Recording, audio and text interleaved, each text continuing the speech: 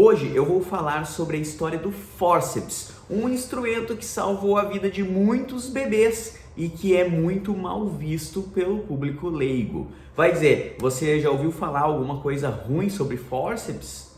Imagino que sim, né? Mas não é tudo isso. Vamos falar sobre a história e lá no final eu conto sobre a realidade do fórceps.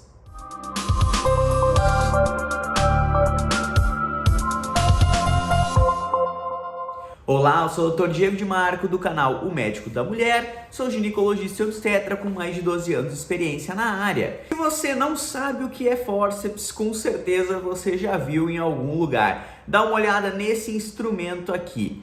São duas pás curvas que a gente acopla na cabeça do bebê e puxa mesmo a cabecinha do bebê para ajudar ele a sair na hora do parto. E aquela expressão, bebê nascido a ferro, você já ouviu? Isso também tem a ver com o início da história do uso do fórceps. Esse instrumento foi criado pelo Peter Chamberlain por volta dos anos 1600. A finalidade era puxar o bebê desde a saída do útero até o completo nascimento. É um uso de fórceps alto que hoje em dia a gente não faz mais. Esse fórceps inicial consistia em um tipo de par de colheres de metal reto e alongado suficiente para percorrer todo o canal vaginal até o útero da mãe. Por isso que teve a expressão bebês nascidos a ferro. Não é interessante? Hoje em dia, óbvio que mudou, não são mais pás retas e também a gente não vai lá no útero buscar o bebê, né? Lembrem-se que nessa época não existia cesariana. Hoje em dia existe a cesárea, a gente consegue resolver muitas coisas que naquela época do Chamberlain matavam os bebês. Então, o fórceps era uma medida desesperada, a criança não está saindo, tem que puxar de algum jeito. E já no final deste mesmo século, o médico William Smiley, ou seria Smiley, mas o William, ele adaptou o fórceps e ele separou as hastes para ficar mais fácil de fazer a retirada do bebê, porque fazia um melhor posicionamento. E com essas invenções, o uso do fórceps começou a se popularizar, principalmente quando os médicos começaram a realizar os partos nas enfermarias e usar anestésicos nos procedimentos de parto. Porque lembre-se que nessa época a anestesia não era tão avançada quanto hoje, então normalmente eles sedavam demais a mulher e acabavam diminuindo muito as contrações, a mulher não tinha como empurrar, então eles precisavam puxar esse bebê daquela mãe que estava com anestesia. E por isso o fórceps foi cada vez mais sendo utilizado naquela época do início dos procedimentos anestésicos. E nisso nós já estamos falando ali de 1850 para frente, tá? E um outro motivo para os médicos preferirem o uso do fórceps em vez da cesariana, lá no início, quando já existia cesárea, falando nisso, dá uma olhadinha no meu vídeo sobre a história da cesárea se você não viu ainda, tá? Aquele vídeo tá show de bola, é um dos meus xodós aqui do canal. Naquela época, a cesárea ainda tinha muito risco de infecção, muito mais do que hoje. Você vai ver lá que as taxas de mortalidade na cesariana no início do uso da cesárea eram altíssimas. Então, os médicos preferiam milhões de vezes usar o fórceps, que era muito mais seguro, né? Já é uma região mais contaminada, já tem defesas melhores contra a infecção. Então, entre fazer uma cesárea que tinha risco da mãe morrer e fazer o fórceps, que não tinha tanto esse risco, sempre se preferia o uso do fórceps, né?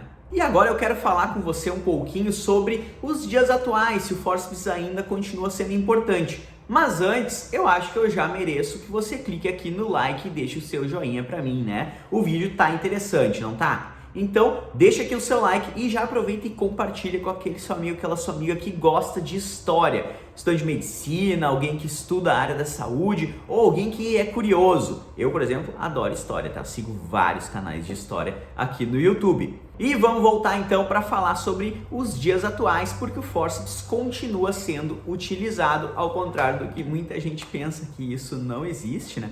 Mas sim, a gente usa fórceps até hoje, cada vez menos, porque a cesariana teve mais indicações, né? A gente tem cesáreas muito seguras hoje em dia, mas principalmente porque o fórceps ficou associado a coisas ruins. Eu, Diego, nasci com fórceps, tá? Eu fui puxado a ferro e deu tudo certo com o meu parto. Mas minha mãe lembra, eu lembro que ela dizia que eu fiquei com uma marca quando nasci e tudo mais, ficava vermelho quando eu mastigava.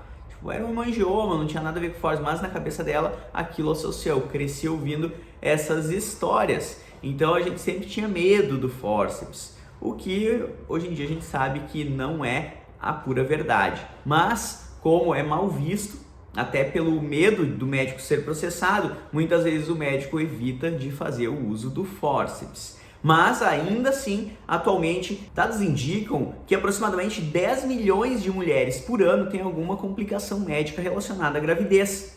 E cerca de 10% delas, ou seja, 1 milhão de mulheres no mundo por ano, precisam de alguma assistência durante o segundo período do parto, e o segundo período do parto é o nascimento, sendo necessária alguma assistência para que o bebê seja parido mais rapidamente. E o fórceps é uma das possibilidades que a gente usa. Eu vou gravar um vídeo que eu explico mais detalhes sobre o fórceps, como que é a aplicação, os tipos de fórceps que existem. Existem centenas de tipos de fórceps, tá? Os mais comuns são o de Simpson, sem sombra de dúvidas, tem o Piper e o Killand, mas ainda tem outros, tem Barlow e tal, tem uns que tu consegue mexer as pás, tem outros que só encaixa, tem o Piper que é para quando o bebê tá pélvico. Nossa, tem fórceps de todos os jeitos para todo tipo de parto.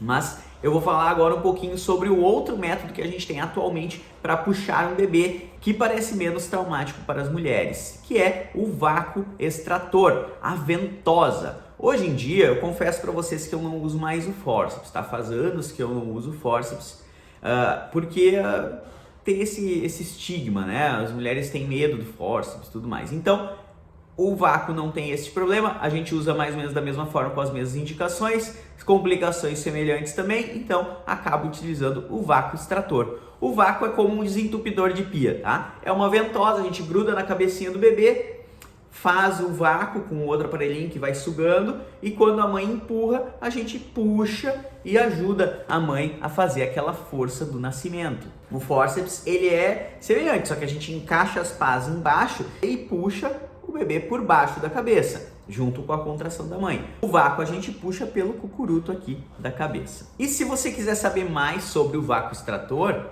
fala aqui nos comentários, deixa escrito aqui que eu vou procurar e gravar um vídeo sobre o vácuo especificamente. Acho que é bem interessante, né? Ele não é tão falado, mas quem estuda sobre parto, as mulheres que estudam sobre parto, gostam muito dessa alternativa. Então a gente faz um comparativo aí entre o fórceps e o vácuo, faça um vídeo de cada um e você decide o que você prefere. Agora eu quero voltar lá nos primórdios, tá? Uma situação que é muito ruim assim e que existem instrumentos que foram desenvolvidos que lembram o fórceps, não são fórceps, tá? A história do fórceps começa com o Chamberlain. Antigamente, quando eles não conseguiam salvar o bebê, eles tinham que dar um jeito de tirar aqueles bebês mortos, né? E o bebê morto, ele não se ajuda, é mais difícil de tirar, geralmente tem infecção. Então foram desenvolvidos alguns instrumentos que lembram o fórceps, não são exatamente o fórceps, né? Mas talvez serviram até de inspiração para o Chamberlain em inventar o fórceps. Eram instrumentos que tinham pás também, com espinhos, então eles cravavam no bebê e puxavam aquele bebê morto. Existiam até outros que amassavam mesmo para diminuir o tamanho e facilitar a retirada. Coisas de filme de terror, mas existe. Então talvez vocês achem alguma coisa nesse sentido na internet. Isso não é fórceps, isso não acontece, não é utilizado mais. Então não fiquem olhando essas coisas, não fiquem pensando nisso, tá certo? Mas voltando a falar sobre o fórceps, eu quero mostrar para vocês algumas situações em que a gente precisa utilizar até para quebrar um pouquinho desse estigma. Detalhes eu vou dar no vídeo específico. O fórceps só vai ser utilizado em algumas situações. Sofrimento fetal, no momento do parto em que ele está quase nascendo, já dá para ver a cabecinha ali, a gente não consegue mais tempo hábil de empurrar o bebê para dentro e fazer cesariana, então a gente usa o fórceps nessa situação. A gente também vai usar quando o neném está quase nascendo e a mãe perdeu completamente as forças, ela não consegue mais empurrar, isso é perigoso, o bebê fica preso ali dentro, se a mãe não empurra, ele começa a ficar com falta de oxigenação no cérebro. E também em condições da mãe que contraindiquem um esforço. Por exemplo, algumas alterações cardíacas, algumas doenças cardíacas, elas não obrigam que a mulher tenha uma cesariana, mas ela não pode fazer a força do período expulsivo. Então a gente faz a analgesia desde o início para ela não sentir tantas dores, né, para não aumentar a frequência cardíaca, e na hora do nascimento a gente tem que puxar esse bebê porque ela não pode fazer muita força. São situações pouco comuns porque a maioria das mulheres quando engravida ainda não tem problema de coração, né? Ainda está numa fase da vida em que esses problemas não apareceram. E também é importante você saber que o fórceps é utilizado no segundo período do parto. E voltando aqui para quem já viu os vídeos sobre períodos do parto, a gente tem 4 períodos. O primeiro é da dilatação, o segundo é do nascimento, que é onde entra o trabalho de parto, que é do momento em que dilata totalmente até o momento que nasce. O terceiro período é a saída da placenta e o quarto período é 1 hora após o parto, porque tem um risco ali de sangramento. Assista meu vídeo sobre hemorragia pós-parto, eu vou deixar linkado aqui na descrição, que é importante também você saber que existem essas complicações. Quem teve um parto complicado, com necessidade de fórceps, vácuo, período expulsivo prolongado, a gente tem um risco maior de ter hemorragia pós-parto, então se for o seu caso, dá uma olhada nesse vídeo. Então o fórceps só vai ser utilizado quando já tem a dilatação total e o bebê já está a caminho ali do nascimento, tá? Antigamente tinha o fórceps alto, o Chamberlain usava lá desde o útero, né, até trazer o bebê até embaixo. Hoje em dia a gente não faz mais isso, a gente só usa o fórceps quando ele está num plano mais 2 ali de DELI, quando ele já está numa dilatação mais baixa. O que é plano de DELI, o que é esse plano mais 2? Dá uma olhada neste meu vídeo aqui sobre planos de DELI, eu explico lá a altura do bebê e você vai entender. A partir dali a gente pode usar fórceps, acima disso a gente não pode usar o fórceps. Inclusive o fórceps tem contraindicações e uma delas é o bebê estar acima do plano mais 2 de DELI. Outra é a cabeça não estar totalmente encaixada, ele está numa apresentação anômala que a gente não consiga acoplar adequadamente as pás do fórceps.